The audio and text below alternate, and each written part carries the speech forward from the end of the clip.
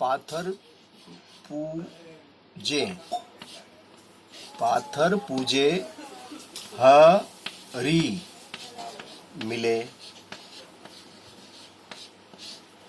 पाथर पूजे हरि मिले तो, हरि मिले तो मैं पूजूं, मैं पूजूं हूँ, मैं पूजूं पहाड़, मैं पूजूं पहाड़।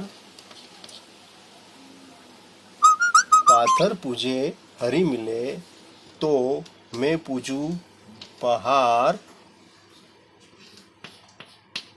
तासे वा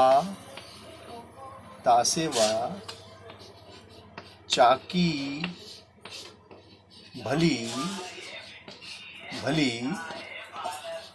पीस खाए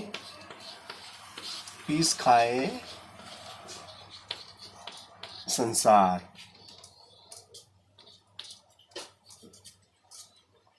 पीस खाए संसार।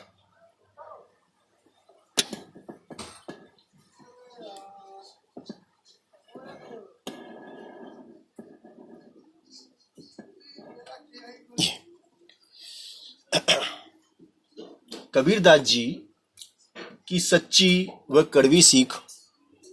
कबीरदास जी जो कि एक समाज सुधारक, उन्होंने अपने दोहे में लिखा है, पाथर पूजे हरि मिले तो मैं पूजू पहाड़, तासे वा चाकी भली पीस खाए संसार। इस दोहे का भावार्थ है कि यदि पत्थर की पूजा करने से अगर ईश्वर की प्राप्ति होती है तो मैं पहाड़ पूजने को तैयार हूं। अर्थात यहाँ पर कहने का अभिप्राय यह है कि छोटे पत्थर की पूजा करने से हमें छोटे ईश्वर मिलेंगे और बड़े पत्थर की पूजा करने से हमें बड़े ईश्वर की प्राप्ति होगी। तो क्यों ना पत्थर की जगह पहाड़ को पूजा जाए ताकि बड़ी उपलब्धि हमें मिले। तासे व चाकी भली पीस खाए संसार, तासे व चाकी भली पीस खाए संसार। यहाँ पर उन्होंने कहा है कि जो चक्की होती है, उस चक्की के जो दो पाटे होते हैं, वो दोनों पाटे पत्थर के बने होते हैं, जिनके बीच में जब हमारा अनाज जाता है तो वो पीसा जाता है और आटा बनकर बाहर आता है। उस आटे की हम रोटियां बनाकर अपनी भूख को शांत करते हैं, हमारी भूख तृप्त होती है, हमें भोजन मिलता है। पीस खाए संसार, पूरा संसार उस दो पाटों के बीच में अनाज को पीसकर खाता है। तो यहाँ पर इस दोहे के माध्यम से कबीरदास जी श्रेष्ठता बताते हुए कहते हैं कि यहाँ पर जो चक्की के बीच में जो दो पाटे रूपी पत्थर है और एक पत्थर आपका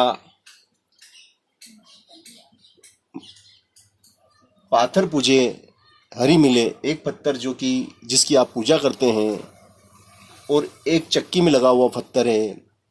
यहाँ पर उनके गुणों की तुलना की है कि जो अधिक गुणवान है वह चक्की में लगा हुआ पत्थर है, तो गुणवान को दुनिया पूजती है।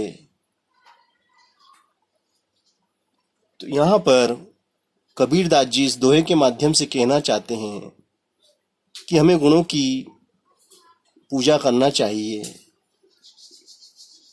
यहाँ पर चक्की के पाटों में जो गुण हैं वह दूसरे किसी भी पत्थर में प्रदर्शित नहीं होते हैं, जो मानव जाति और संसार के जीवन को बनाए रखने के लिए उनको भोजन प्रदान करता है।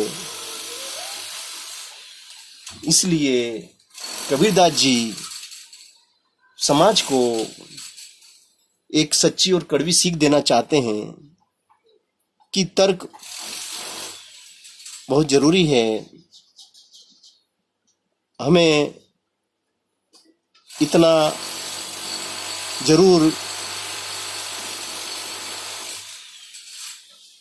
आभास होना चाहिए कि कौन हमारे काम का है और कौन हमारी मदद कर रहा है और कौन गुणवान है, और उसी के अनुरूप उसके साथ व्यवहार करना चाहिए।